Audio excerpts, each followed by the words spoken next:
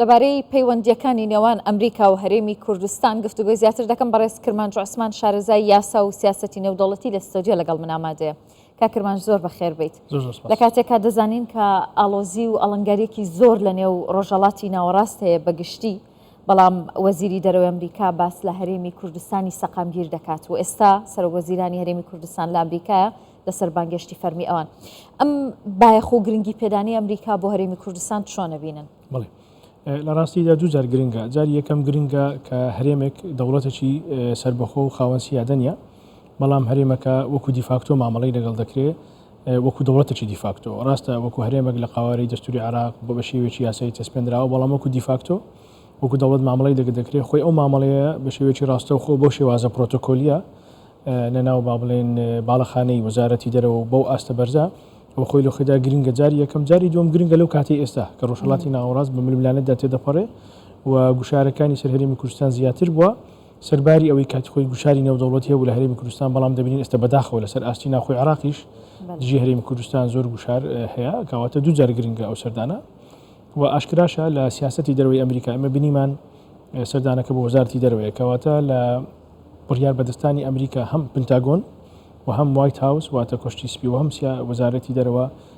گرنگەی تایبەت بە هەرێمی کوردستان دەدەن. ئێمە دەبینین پنتاگۆن بە بەردەوامی. باشە با بپرسمکانی بۆچی هەرێمی کوردستان بۆ ئەمریکا گرنگە؟ بڵێ یەکەمین شێت هەرێمی کوردستان لە سیاسەتی دەرەوە زۆر سەرکەوتوو بە تاوکو ئێستا بە بێلایانی سیاست دەکات و بەشێک نەبووە لە ململانەی ناوچەکە. بە پێچوانەوە هەرێمی کوردستان بەشێک بووە لە چارەسەر لە دابیکردنی خاچی کوردستان بۆ ئاوارەکان دەرگای کردوتەوە.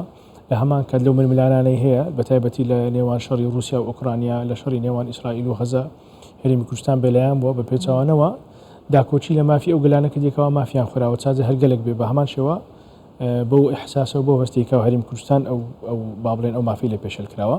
و خاڵ یەکەم. خاڵی دووەمیش لە سیاسەتی دەرەوەی ئەمریکا تێڕوانی وان بۆ دۆزی کورد جیاوازە. بۆ نمونە تێڕوانی وان بۆ دۆزی کورد لە ڕۆژئاوا ئەوان بە با بڵێن هاوبشێکی تاکتیکی دادنێن، واتە تاکتیکی و ممکنە ڕۆژێک لە ڕۆژان ئەبێ بەجێ بڵێن، بەڵام دەبینین بۆ ئێران بەرامبەر بە کوردستانی ڕۆژهەڵات موقفی ئەمریکا زۆر جار واضح نییە، واتە نەتیجەنە لەگەڵە بۆ تورکیاش باماشەوە. بەڵام بۆ هەرێمی کوردستانی عراق ئەوان بە بەردەوامی دەڵێن هەرێمی کوردستانی عراق پارتنەرە، واتە شەریکی ئەساسیە، لە هەمان کاتی شتێک هۆڵدەرە، واتە ئەسحاب داتی شەئن، واتە خاوەن شەئنە لەو بابەتە. بۆیە دەبینین لە دوای ساڵی 1992 ئەو پاڵپشتەی کە لە ئەنجومەنی ئاسایش کراوە بە تایبەتی بەهێزی فەڕەنسا و بەریتانیا و ئەمریکا تاکو ئێستا بەردەوامە، کەواتە ئەگەر هاتوو بە شێوەیەکی گشتی سەیری دۆزی کورد بکەین، بەڵام بە شێوەیەکی تایبەتی هەرێمی کوردستانی عراق واتە کوردستانی باشوور لە چاوی ئەمریکا پارتنەرێکی سەرریکی و استراتیژیش مەبەستم لە استراتیژی چیە؟ استراتیژی هەر شتێکە ئەگەر گرنگ بێ بۆ هەمووان و گرنگی هەبێت، کەواتە کە دەڵێ استراتیژ کەواتە هەرێمی کوردستان نەک بۆ ئەمریکا بەڵکو بۆ هەموو هاوپەیمانانی ئەمریکا هەمان تێڕوانینی هەیە لە گرنگی. کە بەم شێوەیە هەرێمی کوردستان گرنگە بۆ ئەمریکا و هاوپەیمانەکانی. خۆتان نەزانن باسیشت کرد لە سەرەتاوە ئێستا کە هەرێمی کوردستان بە زۆر ڕێگە هەوڵی لاوازکردنی دەدرێت، چ لە نێو عێراق چ لە وڵاتانی دەرەوەیانی ڕاستە خۆ لە هەرێمی کوردستان دەدرێت و دەکرێت بە ئامانج.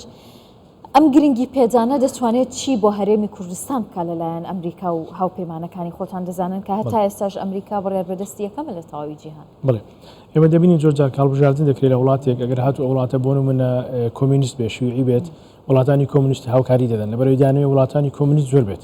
ئەگەر وڵاتێک تەوەجوهی ئیسلامی هەبێت، ئیسلامی سیاسی، وڵاتانی ئیسلامی تەمیلی دەکەن. ئێمە بینیمان لە بەیاننامەکە دەڵێ ڤالیو واتە زۆر قیەم و زۆر بەهای هاوبەشێ لە نێوانمان، کەواتە لەبەرەوەی ئەمریکا گرنگی بە مابەتی دیموکراسی دەدات و هەرێمی کوردستانیش بە هەمان شێوە لەسەر ئەو ئاستە دەڕوا. بۆیە ئەمریکا لە هەموو ئەو بەهانەی هاوبەشن لە نێوان هەرێمی کوردستان و ئەمریکا هاوکاری دەکات. ئەو خاڵی یەکەمە. خاڵی دووەم، ئێمە شتێکمان هەیە زۆر جار پێ دەڵێن تۆپ بۆتم یان بۆتم تۆپ، واتە لەسەرەوە بۆ خوارەوەیان بە پێچەوانەوە. ئەگەر هاتوو هەرێمی کوردستان وەکو قوارە پێشەلکاری بەرامبەر بکرێت، ئەوە دەکرێت لەسەر ئاستی ناوخۆ لە زیاتی بۆ نێودەوڵەتی بە پێچەوانەوە، لەسەر ئاستی نێودەوڵەتی پاڵەپۆستە بۆ نمونە بخرێتە سەر عێراقیان ئەو لایەنانی عێراق کەوا دژی هەرێمی کوردستان. بۆ نمونە بڕیارێکی ئەنجومەنی ئاسایش زۆر گرنگە کە هەر مەترسیەک بۆ قوارەی هەرێم مەترسیە بۆ ئەمن و ئاسایشی نێودەوڵەتی، کەواتە ئەو پارتنەرشیپە وەکو دوو ئینتیتی کە هەرێمی کوردستان و ئەمریکا گرنگە. جگە لەوەش ئەمریکا بە حزوری خۆی لە کۆمەلگای نێودەوڵەتی نەک تەنها لە نەتیوە گرتوەکان بەڵکو هەموو بوارەکانی تر لە بواری بوزە لە بوارەکانی تر ئەوە بەتەکید پاڵپشتێکی باشە بە هەرێمی کوردستان و لە ڕووی پرۆتۆکۆلیەوەش ئەو دیدارانە زۆر مەسەجی نارد بە ئەو لایەنانەی نەیاری ئەمریکا و هەرێمی کوردستان لە هەمان کات کەوا دەبێ مراجعی سیاسەتی خۆیان بکەنەوە و ئەوانەی کەوا کوردیان هەڵن واگە بەردەوام بن باجێت دەبێت. باشە کاک کرمانجانی ڕاستە بەم شێوەیە کە باسیەکەیت ئەم گرنگیە زۆر تایبەتە بۆ هەرێمی کوردستان بەڵام زۆر جاریانی نایشارینەوە کە زۆر جار لە نێوخۆ هێزە سیاسیەکان خۆیان هەندێک جار هەنگاوی دژبەیەک دەنێن. چەند گرنگە کوردیەک ڕیز بە ئێستا بۆ ئەوەی قوارەکەی خۆی بپارێزێت و بەهێزتری بکە و پێگەی خۆی بەو شێوەی کە ئێستا هەیە بیهێڵێتەوە بەرەو پێشی بێت.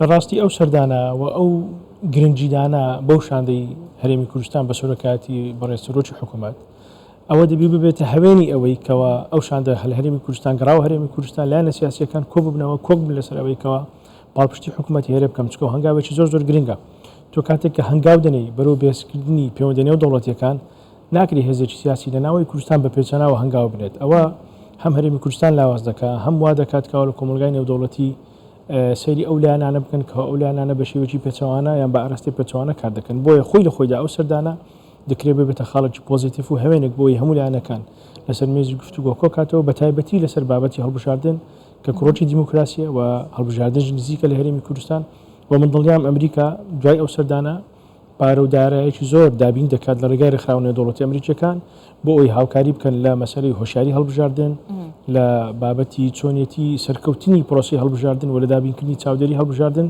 چکە هەموو وەرچی باسم کرد ئەو بابەتانە ڕەبتی بەوەیە کە وڵاتانی دیموکراسی حەز دەکەن پرۆسی دیموکراسی وڵاتانی تر بستە پێش و یارمەتی دەدەن یەک لەو ڕێکارانە ئەوەیە لە ڕێگای ڕێکخراو ئەمریکیەکان یاخود لە ڕێگای کۆمەڵگەکانی تری نەودەوڵەتی بتوان هەرێمی کوردستان هاوکاری بکەن و دڵنیام هاوکاری دەکەن تاوەکو پرۆسەکە سەرکەوتوو بێت. زۆر سپاس بۆ ڕوونکردنەوەکانت بەڕێز کرمانجی عوسمان شارەزای یاسا و سیاسەتی نێودەوڵەتی زۆر بەخێر بێت دەستخۆش.